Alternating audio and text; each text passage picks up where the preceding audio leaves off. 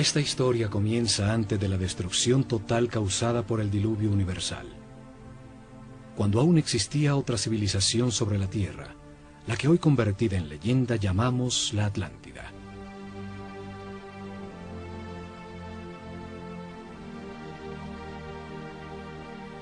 Tenían una sabiduría producto de la evolución de la conciencia del hombre durante miles de años, de las verdades comprendidas sobre el funcionamiento del universo y del proceso que llamamos vida.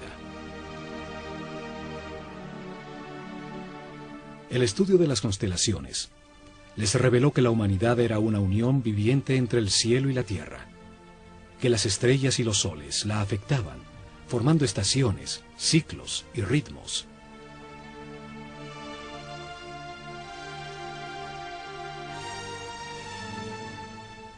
Sabios sacerdotes de la Escuela de Conocimiento de Naakal, en la Atlántida, descubrieron que el planeta estaba en los momentos finales de uno de estos ciclos.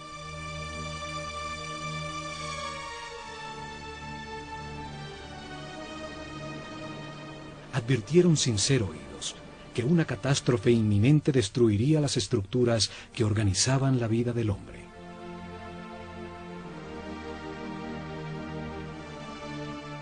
Sin apoyo del grueso de la población, construyeron unos pocos barcos cerrados por todos los lados y los protegieron con campos electromagnéticos de fuerzas que podían penetrar y disolver la materia. Dirigidos por el sumo sacerdote Chiquitet Arelish Bomalites, subieron a bordo con sus familias, unos pocos instrumentos, algunos animales domésticos, y hacia el este se alejaron de la Atlántida.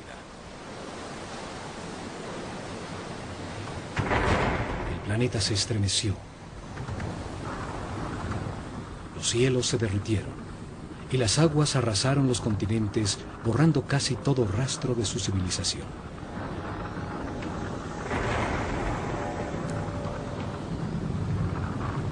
Como evidencia en dos lugares muy cerca a Egipto, se encontraron unas gigantescas losas de piedra, llamadas megalitos, que por su enorme tamaño, peso y difícil ensamblaje, demuestran una tecnología desaparecida, seguramente de la civilización atlante. La primera evidencia está en Baalbek, Líbano. Allí se encuentran las tres losas cortadas de piedra, más grandes y más pesadas del mundo. Son llamadas los trilitones. Cada gigantesca losa pesa 1.200 toneladas, mide 25 metros de largo, 8 metros de ancho y 5 metros de alto. Hoy, el peso más grande que se puede levantar con una grúa, el transportador espacial Discovery, solo pesa 150 toneladas, una décima parte del peso de los trilitones. Hoy no existe la tecnología para levantarlas, y mucho menos para colocarlas con tan extrema precisión.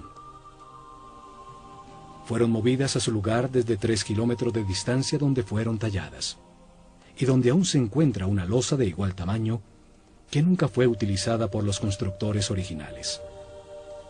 La misteriosa plataforma, por su enorme tamaño, se convirtió en un sitio sagrado para las culturas que después del diluvio se asentaron en la zona.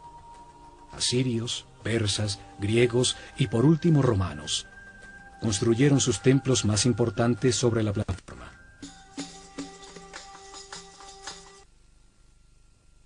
En Jerusalén, la ciudad sagrada para 3 religiones. Allí existen otros de estos megalitos, unas gigantescas losas de piedra, cada una con un peso mayor a 800 toneladas.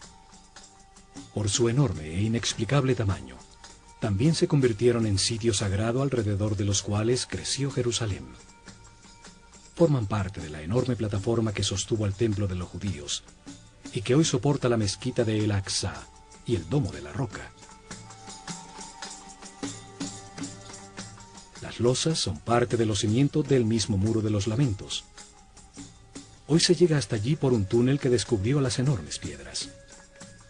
Los megalitos de Baalbek y Jerusalén formaban parte de construcciones desaparecidas por el cataclismo universal. Lograron permanecer en el sitio por ser tan masivas. Este cataclismo destruyó la civilización atlante. Sucedió alrededor del año 10.900 a.C., cuando el sistema solar atravesaba la constelación de Leo y quedó registrado en los libros sagrados de todas las culturas del mundo.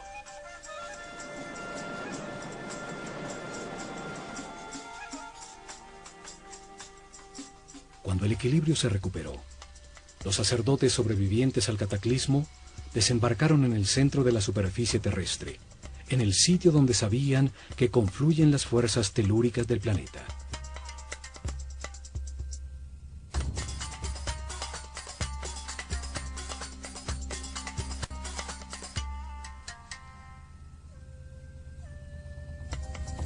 Esperaban utilizar estas fuerzas para impulsar el pensamiento del hombre, construyendo masivas formas piramidales que resonaban, concentraban y transformaban la vibración fundamental del planeta en energía. Seres muy avanzados espiritualmente, tenían un concepto de progreso que no estaba basado en la adquisición de comodidades materiales, sino en lograr la paz y la armonía interior, en transformar un limitado hombre animal en un superhombre.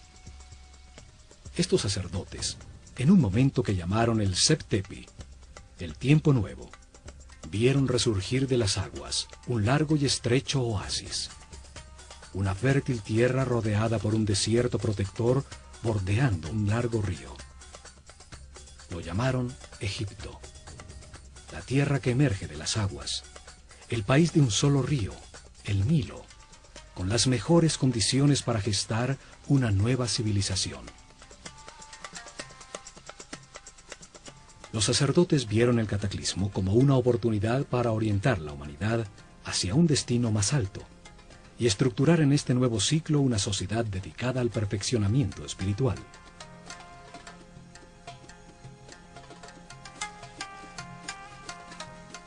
La Esfinge demuestra los enormes ciclos de tiempo que consideraban en sus planes.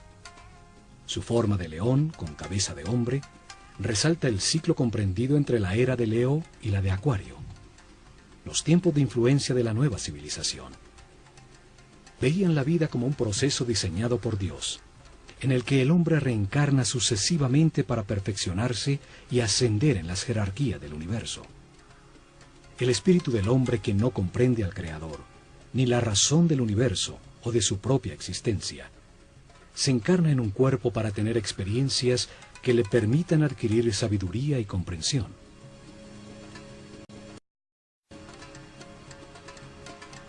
En el sitio donde reencarna y experimenta todo, tiene dos extremos opuestos.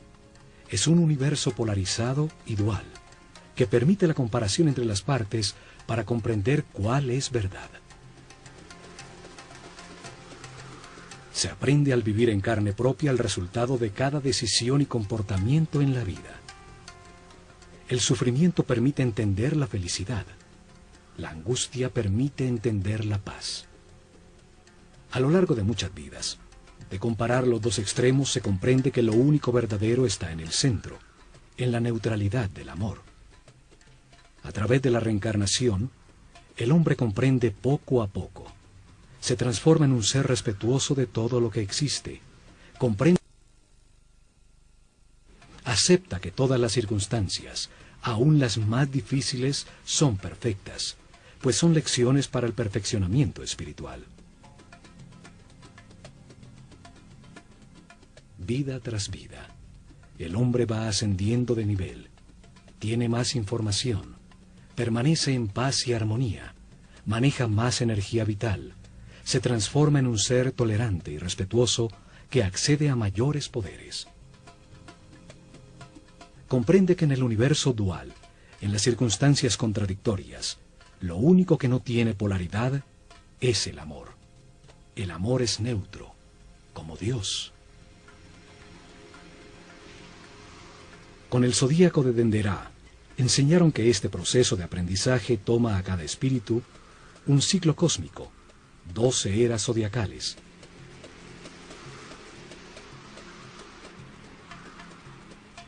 Un giro completo del sistema solar, recibiendo la radiación de cada una de las 12 constelaciones.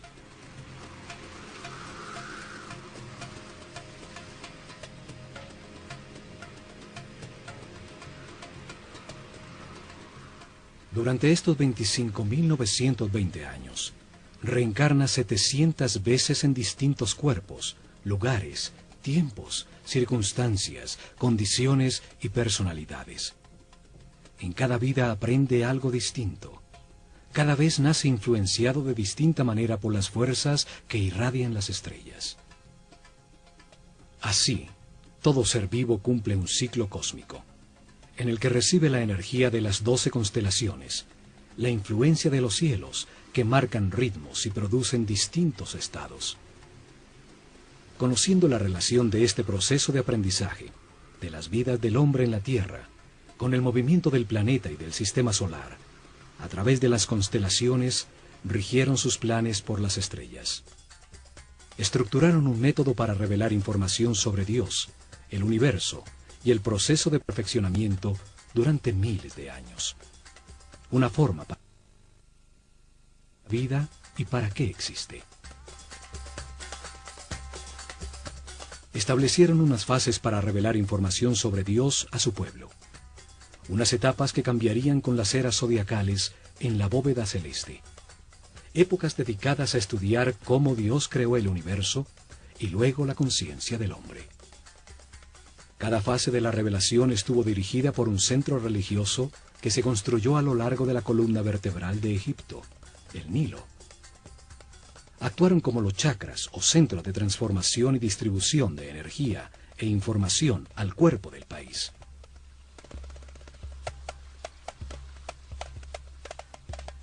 Desarrollaron en 4 épocas, 4 centros religiosos, cada uno dedicado a explicar y lograr comprensión en el pueblo sobre una fase del Génesis.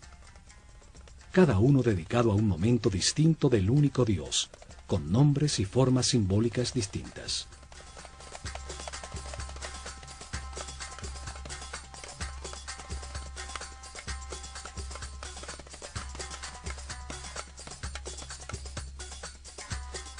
El primer centro religioso fue establecido en Anú, llamada Heliópolis por los griegos, al comenzar la era de Géminis en el año 6620 a.C., en la época predinástica de Egipto. Una era dedicada a la simetría en el arte y en la arquitectura. Fue dedicado a revelar información sobre las características, cualidades y significado de un Dios absoluto, el único Dios, la causa original, el todo, al que llamaron Atum-Ra, la unidad homogénea, estática, antes de manifestar el universo. El segundo centro religioso fue establecido en Memphis, al comenzar la era de Tauro, en el año 4460 a.C. Fue dedicado a revelar información de otro momento de Dios, cuando manifiesta al universo, los planetas y los soles, cuando activa su voluntad, su energía divina y crea la materia. Llamaron Ptah a esta característica creadora de Dios. Durante esta época se nota la influencia de Mentú, el toro que representa la era de Tauro, en todo Egipto, aún en los nombres de los faraones. El tercer centro religioso fue creado en Hermópolis, dedicado a Tot. Así llamaron al único Dios, cuando multiplica la creación sobre la tierra, con la diversidad de la naturaleza, las plantas y los animales. El cuarto centro religioso fue establecido en Tebas, con la llegada de la época de Aries, el Ram, en el año 2300 a.C. Fue dedicado a revelar información sobre las características, cualidades y significado de Dios, cuando crea a su imagen del hombre. Lo llamaron Amón-Ra. En esa época se da el momento culminante de la civilización. Se construyen cientos de templos donde las figuras de carneros predominan y los faraones incorporan Amón y Ram a su nombre.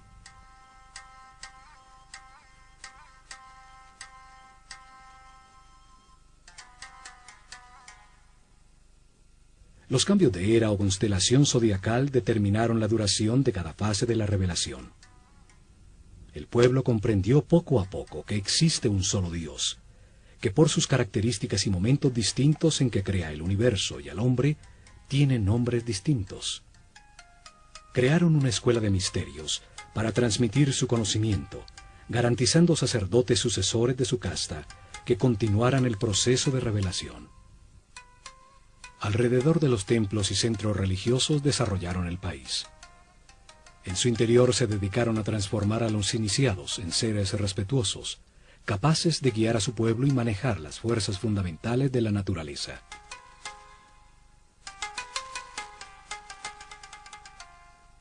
Escogieron sus discípulos entre todos los niños de Egipto, por el nivel de conciencia y de sensibilidad que demostraban, dándoles la posibilidad de dedicarse a una vida de sacerdocio. Les dieron información sobre el proceso de perfeccionamiento a través de la reencarnación, sobre Dios y el universo. Les enseñaron ciencias, arte, religión y filosofía. Los entrenaron en ejercitar su autocontrol. Aprendieron a conservar su energía vital, a comprender la importancia del respeto y el libre albedrío, acelerándoles el proceso evolutivo. Los convirtieron en los sucesores de su casta, sacerdotes con el conocimiento y el poder que éste produce, y la misión de guiar al pueblo en un camino de perfeccionamiento general. Se han encontrado estatuas de sacerdotes, unas saliendo de un cubo, otras representados como escribas, seres con el conocimiento. A unos pocos le adicionaron a su nombre la palabra Hotep, que significa sabio, como a Imhotep o Amenhotep, hijo de Apú, como reconocimiento a su sabiduría.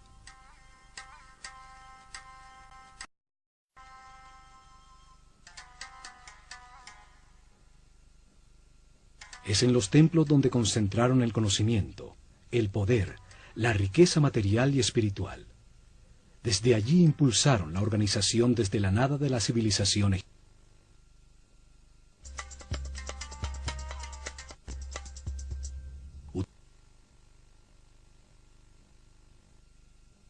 De sacerdotes, que dirigió los destinos de Egipto por miles de años, desde las sombras detrás del faraón.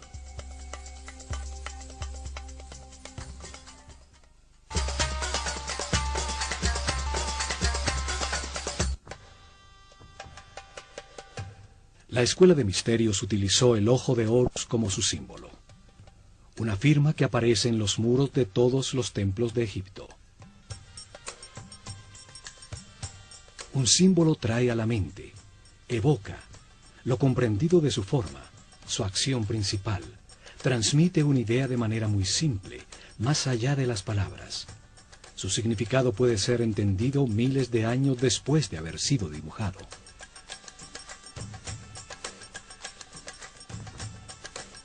Los ojos son el sentido del sol, el origen de la vida. Actúan percibiendo su luz y las vibraciones de color.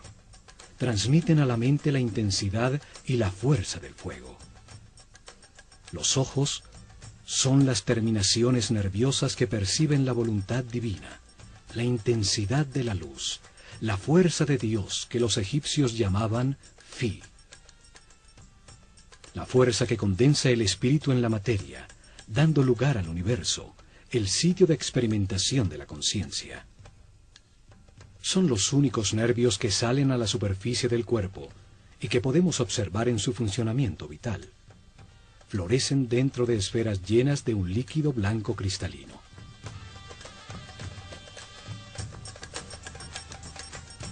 Los ojos simbolizan la dualidad. El ojo izquierdo es solar, sensible a lo negativo. El derecho es lunar, sensible a lo positivo y afirmativo. Cruzan su información para producir la imagen mental correcta del espacio. Simbolizan la experimentación de la conciencia en un universo de contrastes, para encontrar la verdad por comparación entre las partes opuestas. Reaccionan a la luz activa del sol, produciendo en la mente la verdadera luz, la energía vital luminosa, una luz invisible que hace posible la inteligencia y la comprensión de la realidad. Los pájaros evocan la acción de volar, la libertad sin limitaciones materiales. El halcón es el pájaro que mejor ve. Horus el halcón, representa al espíritu cuando completa su aprendizaje en la vida mortal y limitada. Cuando comprende las verdades del universo, porque las ha verificado en muchas vidas, y se eleva sobre las limitaciones materiales, sobre el tiempo y el espacio. El ojo de Horus es la conciencia inmortal que todo lo sabe, que todo lo ve, puede volar muy alto sobre todo lo que existe, o fijar su atención en cualquier detalle. Evidentemente, los sabios sacerdotes se veían como los observadores y los guías de un proceso de perfeccionamiento hacia la luz. Por eso su símbolo era el ojo de Horus, el ojo que todo lo ve.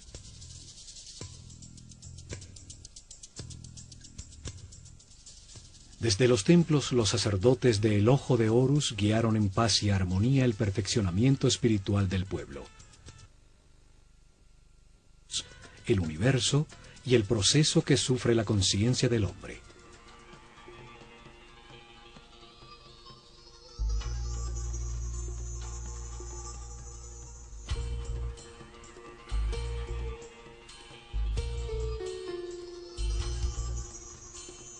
Protegido del exterior por altísimos muros, cada templo era un enorme complejo donde vivieron miles de personas, hombres y mujeres por igual, pues no había distinción de sexo. Dedicaban por lo menos 21 años de su vida a recibir información y entrenamiento para convertirse en sacerdotes o sacerdotisas. El proceso de aprendizaje se realizó en distintos templos, donde permanecían por largos periodos mientras recibían la información que contenían, el entrenamiento correspondiente a ese nivel y las pruebas de autocontrol para avanzar al siguiente nivel en otro de los templos sobre el Nilo.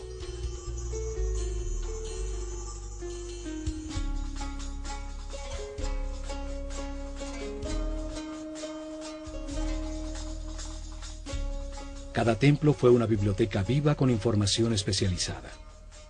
Cada uno tenía una lección distinta sobre el universo o la razón de la existencia. Cada templo contenía en su interior un tema sagrado distinto con información que da sentido a todo lo creado.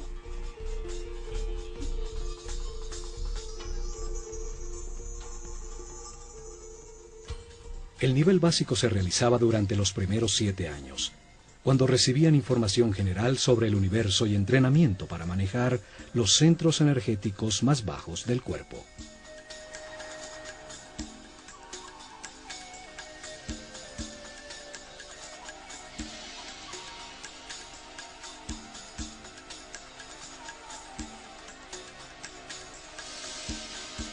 Tenían templos como el de Komombo, dedicados a entender la necesidad de un universo dual y polarizado, para permitir a la mente comparar entre extremos opuestos y así comprender qué es verdad. En su interior aprendieron a controlar el miedo a perder, a entender que se tiene lo que corresponde en cada vida, para vivir las experiencias de aprendizaje que se necesitan. Tenían instalaciones para despertar el miedo a la muerte, aprender a controlarlo y entender que la muerte es solo un paso a otra experiencia de aprendizaje. En túneles con agua y cocodrilos, grandes alturas, sitios cerrados con serpientes, los iniciados probaban su determinación. Allí recibieron información para superar el miedo a ser abandonado, los instintos de agresión y defensa, a entender la existencia de programas mentales inconscientes que generan reacciones automáticas para poder controlarlos. En el templo de Luxor, en Tebas, se transmitieron los conocimientos que tenían sobre el funcionamiento del cuerpo y entrenamiento para lograr que la conciencia no se identificara con él.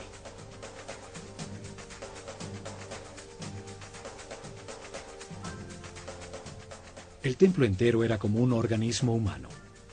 Cada salón representaba un órgano con información en sus muros sobre su función principal, el beneficio que el organismo total obtenía al realizarla y su relación con otros órganos.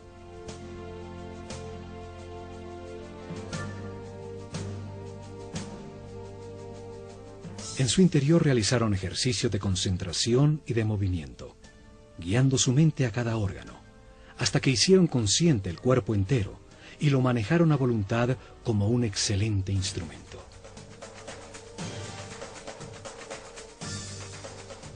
Varios templos con sacerdotisas de Neftis e Isis estaban dedicados a transmitir información y entrenamiento sobre las percepciones físicas, las emociones y deseos carnales del cuerpo, su diferencia con las emociones superiores, la intuición y la inspiración. Aprendieron a transmutar las pasiones y las sensaciones del cuerpo con el poder del espíritu, a elevar su conciencia y su vibración vital, a solicitar y canalizar la energía e inspiración de espíritus en planos más evolucionados para despertar su creatividad. Muchos templos como el de Hathor, en Dendera, estaban dedicados a las ciencias, a la astronomía, a la astrología y a las matemáticas. En su azotea se dedicaron a registrar los cielos, a entender las distintas energías que emite cada constelación y los efectos que produce.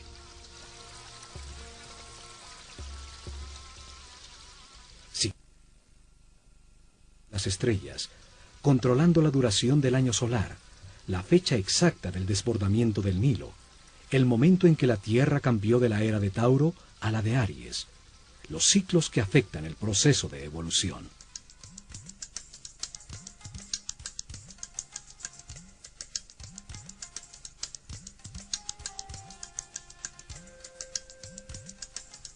Luego de recibir información dirigida a la razón y entrenamiento para controlar sensaciones, emociones y pensamientos, dedicaban otros 7 años al lado derecho del cerebro, a la inteligencia del corazón, a encontrar la diferencia entre el pensar y el meditar.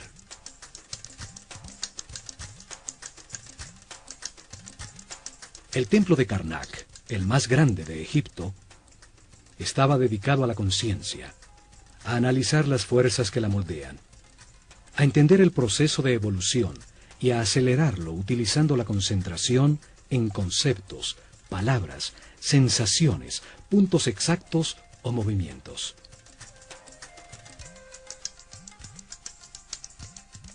Aprendieron a concentrarse en sí mismos, a diferenciar entre el yo superior y el ego, a identificarse con un ser u objeto externo hasta sentir y transformarse en lo que se piensa.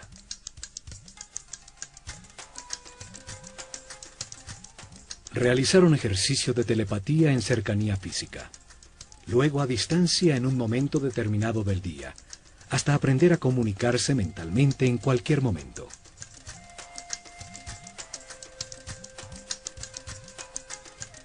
Recibieron información sobre el tiempo y entrenamiento para vivirlo como un eterno presente.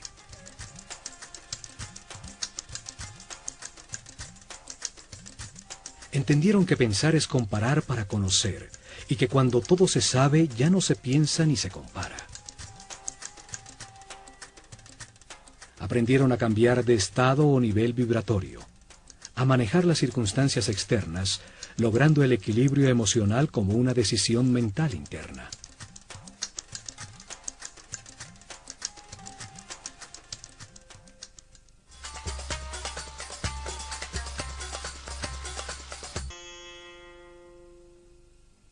Cada templo contenía 3 niveles de información. Era una manera para revelar información simultáneamente a hombres con distintos niveles o estados evolutivos. El primer nivel transmitía información básica dirigida al pueblo. Cada templo contaba una sencilla historia llena de símbolos y personajes fantásticos. Un drama sagrado fácilmente comprensible. Las ideas eran expresadas como mitos en forma de historia.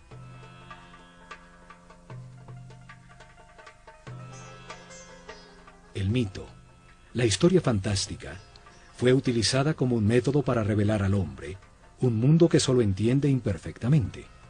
Los mitos cobran vida con solo creer en ellos.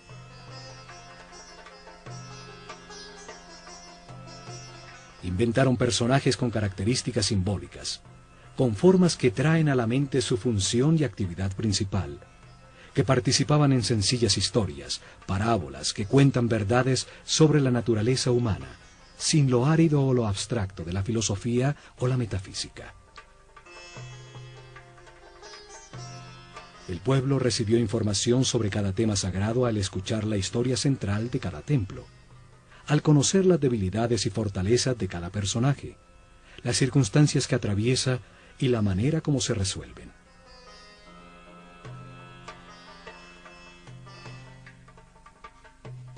Utilizaron un segundo nivel de información dirigido a los discípulos, seres con un nivel espiritual más elevado, y a los que se les explicaba directamente el mismo tema sagrado, de una manera más concreta y profunda.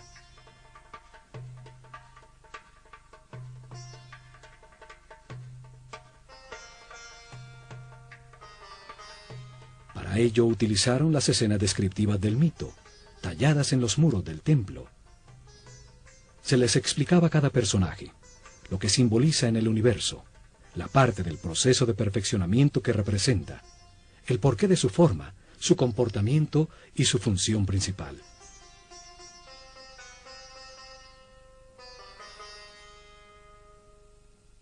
La sabiduría de los sacerdotes del Ojo de Horus es evidente en la historia que cuenta cada templo, en las formas que utilizaron como símbolos. El solo verlos trae a la mente la acción vital que representan o la cualidad que se gana al hacerla. Al utilizar hombres con cabeza de animal como símbolos, los transforman en ideas que evocan la característica vital del animal. Traen a la mente la función que el animal cumple en el universo.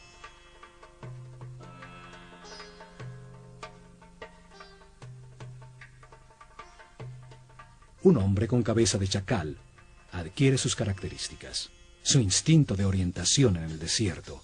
Siguiendo sus huellas, siempre se llega a tierra cultivada. Es entonces un excelente guía. Cada símbolo evoca una comprensión. La forma simple de un pájaro evoca en la mente el vuelo, la libertad. Un disco solar sobre la cabeza de un hombre habla de su claridad, de la sabiduría que irradia, de la información que tiene, del nivel de su conciencia.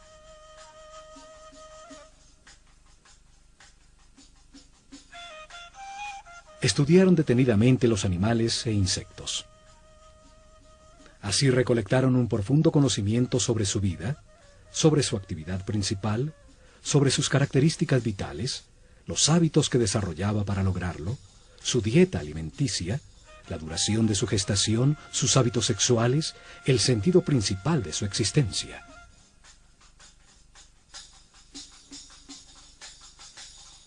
Escogieron los animales más idóneos para representar una acción vital y lo que logra el universo cuando se ejecutan.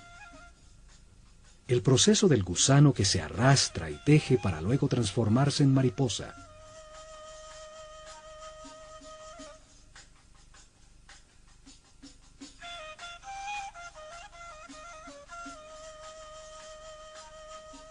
Entre todos los pájaros, el halcón es el que mejor ve. Tiene un cerebro óptico, con la vista más perfecta y desarrollada. Por eso es escogido como símbolo para representar esa función vital, el sentido de la vista. Una figura humana con cabeza de halcón es un ser que todo lo ve, que domina el panorama, viendo perfectamente cada uno de los detalles en los que enfoca su atención.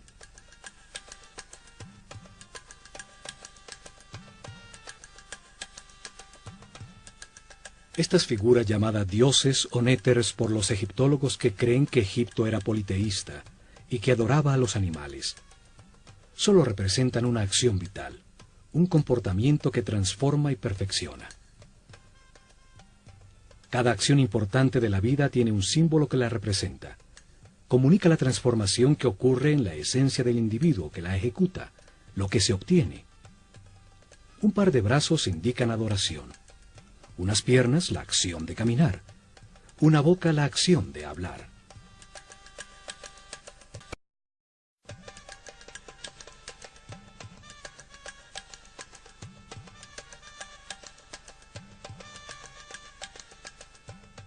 Y por último, en un tercer nivel de información, cada templo guardó un código secreto embebido en el símbolo mismo, solo conocido por los altos sacerdotes y maestros, con información sobre fuerzas y energías fundamentales, cómo controlarlas y utilizarlas para prestar servicio a su pueblo.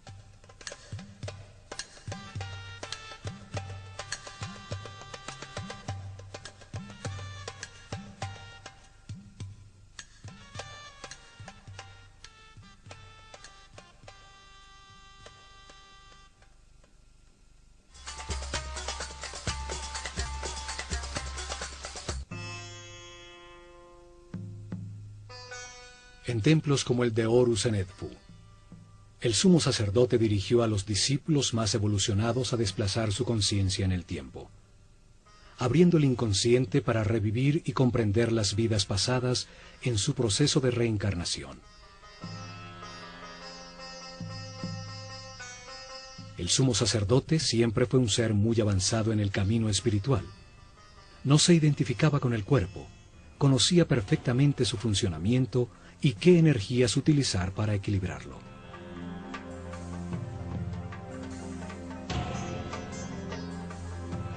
Controlaba desde su centro nervioso en la corona el más alto nivel de energía vital. Permanecía en un eterno presente irradiando amor, guiando y sirviendo con su divino poder.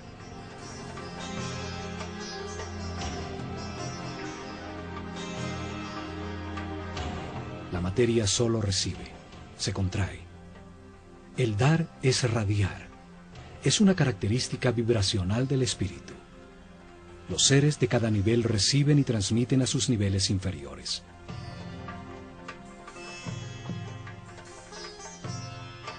En sus salones entendieron que la realidad está compuesta de 7 niveles de energía vibracional, 7 corrientes energéticas con 7 distintos niveles de poder o fuerza.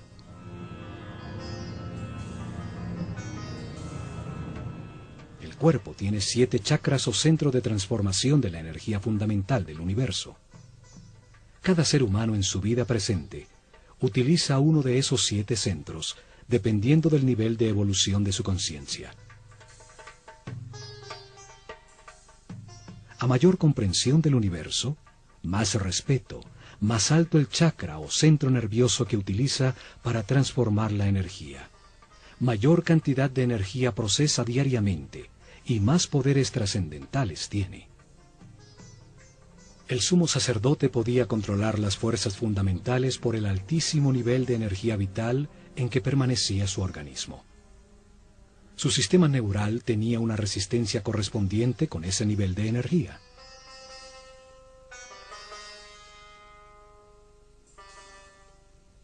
Así, en todos los templos de Egipto, los iniciados recibieron información y entrenamiento.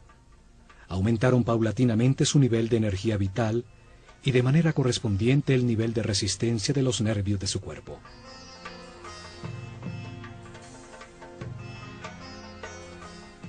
Aprendieron a mantenerse en paz, armonía, a respetar todo lo que existe, a aceptar la perfección del universo para conservar sus niveles de energía vital en el camino de perfeccionamiento que lleva a la omnipotencia, al control de fuerzas y energías superiores.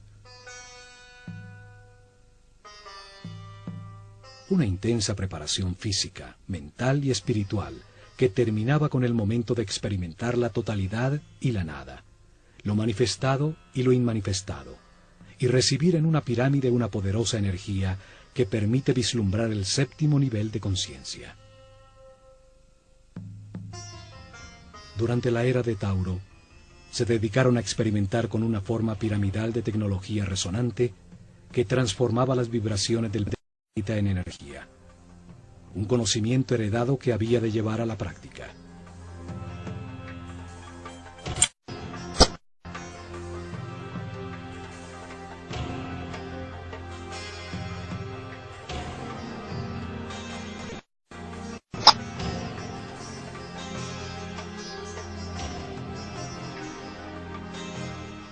Colocaron masivas formas piramidales que pesaban millones de toneladas en puntos neurálgicos sobre la malla electromagnética del planeta. La masa piramidal, que contenía millones de partículas de cuarzo, vibraba con la Tierra, produciendo energía por la fricción de sus moléculas, en un fenómeno que hoy llamamos piezoeléctrico. Construyeron muchas pirámides, hasta llegar al modelo que funcionaba perfectamente en la pirámide de Keops.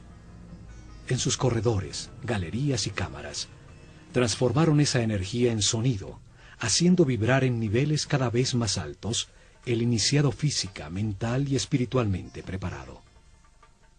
Esta fuerza otras dimensiones, logrando estados especiales de conciencia. Con esta ayuda externa, los iniciados vislumbraban el séptimo nivel de conciencia. Regresaban recordando el éxtasis obtenido, las verdades verificadas, para transmitirlas a sus compañeros con sus palabras y acciones. En sus meditaciones posteriores obtendrían nuevamente ese estado de unidad sin movimiento, hasta que se consolide esta situación definitivamente y se encuentren de manera permanente en estado de Dios hombre, siempre radiando energía positiva de amor.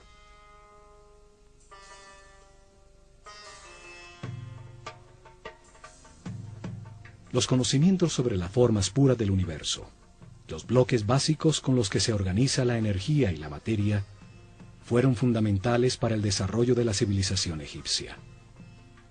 Hoy llamamos a esas formas puras sólidos platónicos.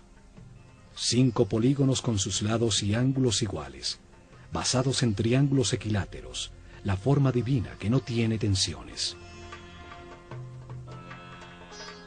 Utilizando estas formas pudieron producir efectos de resonancia y concentración energética, para elevar la percepción de la conciencia, para lograr efectos de superconductividad con los que se anula la fuerza de gravedad.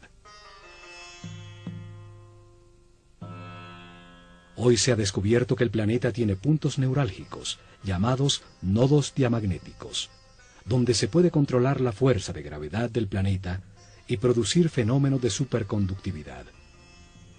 La superconductividad permite amplificar o disminuir la fuerza de gravedad. Al aumentar el peso de las losas de piedra se enterraban como cimientos sin necesidad de excavar para lograrlo. Al disminuirla, las hicieron livianas, para empujarlas y moverlas fácilmente desde lejanas canteras. En la isla de Segel se encontraron hieroglifos con fórmulas e ingredientes para producir una especie de concreto que parece roca. Científicos franceses lo han descifrado parcialmente. Sus experimentos confirman que se trata de geopolímeros que al solidificarse producen un tipo de piedra. Esto explica la facilidad para hacer juntas tan exactas entre las piedras de sus templos, logrando utilizar los bloques ya fundidos como formaleta de los nuevos.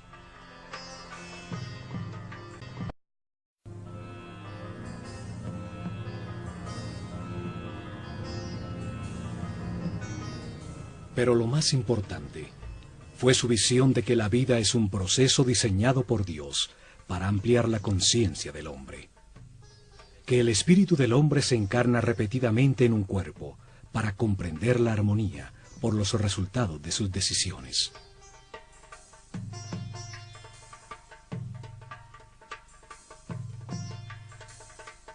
Al vivir muchas vidas con experiencias opuestas, de angustia y paz, de depresión y felicidad, de riqueza y pobreza, de salud y enfermedad, comprende la razón de su existencia y termina con las limitaciones materiales, transformándose en un superhombre inmortal.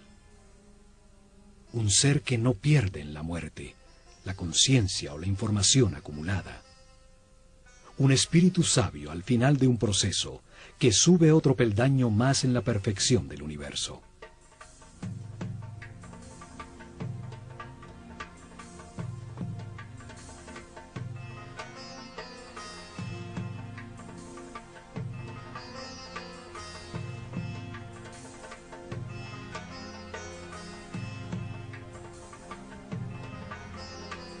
El hombre reencarna muchas veces. Al principio su animalidad es dominante. La intolerancia y la agresión determinan una vida de sufrimiento. Poco a poco, se satura del dolor y al buscar remediarlo deja de atacar. encuentra la paz y con ella altos niveles de energía vital.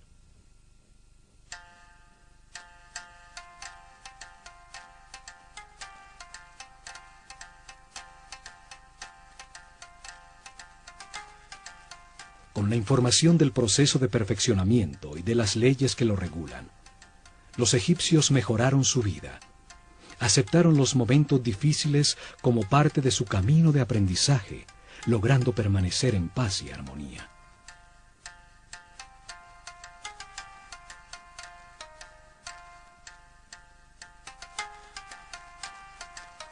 Los templos se revelaron como hombres en un mundo de dolor, podían transformarse en seres sin limitaciones físicas, con conocimientos para transmutar la materia y trasladarse libremente en el tiempo y en el espacio.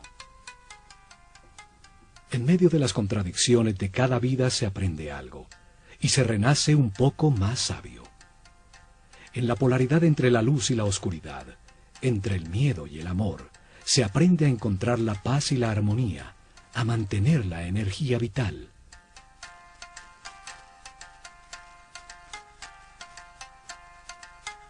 Al experimentar en carne propia los tormentos y la angustia que producen la ira, el odio, el rencor o la venganza, se comprende el valor de la armonía. Al comprender que cada decisión produce paz o sufrimiento, se puede pasar del infierno de la vida al cielo de la misma. El pueblo entendió que todas las acciones de la vida diaria, pescar, sembrar, cosechar, son una manera de acercarse a Dios, de ser más perfectos cada día. Lograron una comunidad en paz y una felicidad tal, que cuando el historiador griego Heródoto visitó Egipto en el año 500 a.C., no pudo menos que afirmar: de todas las naciones de la tierra, los sanos y religiosos.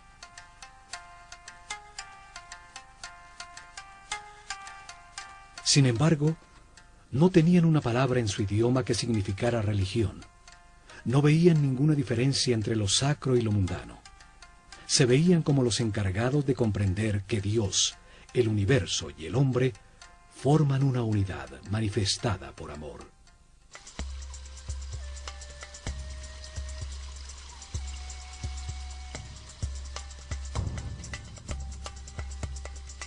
En estos programas del Ojo de Horus, veremos el mensaje que los egipcios transmitieron en sus templos, que todos los hombres avanzan por un camino de perfeccionamiento que toma muchas vidas. Unos están más evolucionados que otros, pero todos llegarán a la inmortalidad y a la conciencia permanente, solo aprendiendo a ser flexibles, a aceptar las circunstancias y a respetar a todos los seres que nos rodean.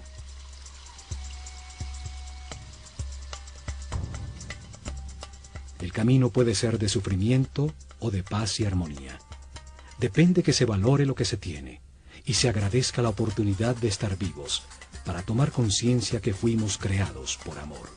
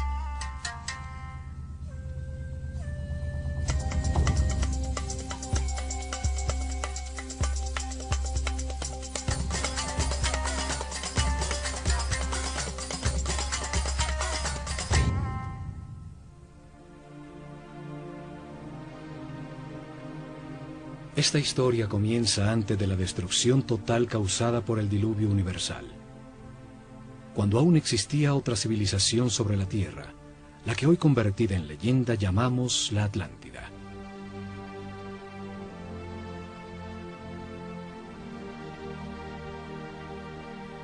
Tenían una sabiduría producto de la evolución de la conciencia del hombre durante miles de años, de las verdades comprendidas sobre el funcionamiento del universo y del proceso que llamamos vida.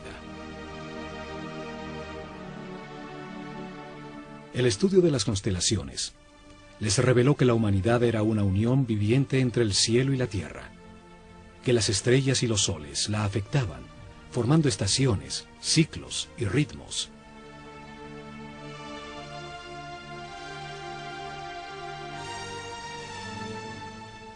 Sabios sacerdotes de la Escuela de Conocimiento de Naakal, en la Atlántida, descubrieron que el planeta estaba en los momentos finales de uno de estos ciclos.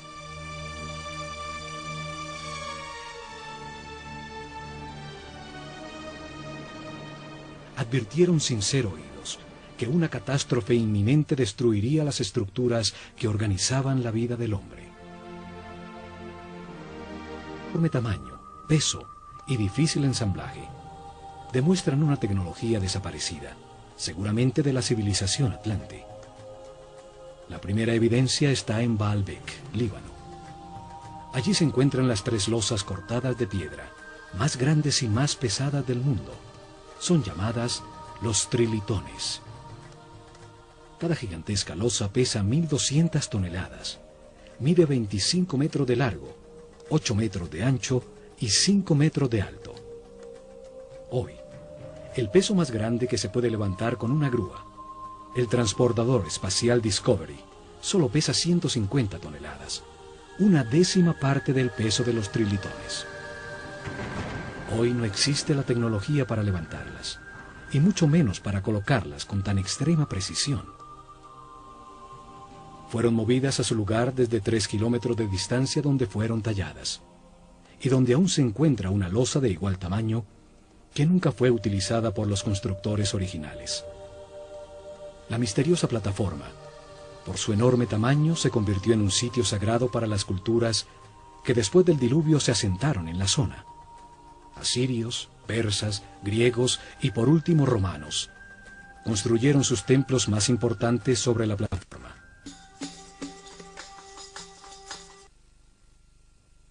En Jerusalén, la ciudad sagrada para 3 religiones. Allí existen otros de estos megalitos, unas gigantescas losas de piedra, cada una con un peso mayor a 800 toneladas. Por su enorme e inexplicable tamaño, también se convirtieron en sitio sagrado alrededor de los cuales creció Jerusalén.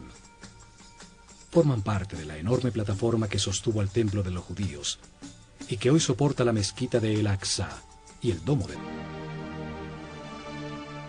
Sin apoyo del grueso de la población, construyeron unos pocos barcos cerrados por todos los lados y los protegieron con campos electromagnéticos de fuerzas que podían penetrar y disolver la materia. Dirigidos por el sumo sacerdote Chiquitet Arelish Bomalites, subieron a bordo con sus familias, unos pocos instrumentos, algunos animales domésticos, y hacia el este se alejaron de la Atlántida. El planeta se estremeció. Los cielos se derritieron y las aguas arrasaron los continentes, borrando casi todo rastro de su civilización.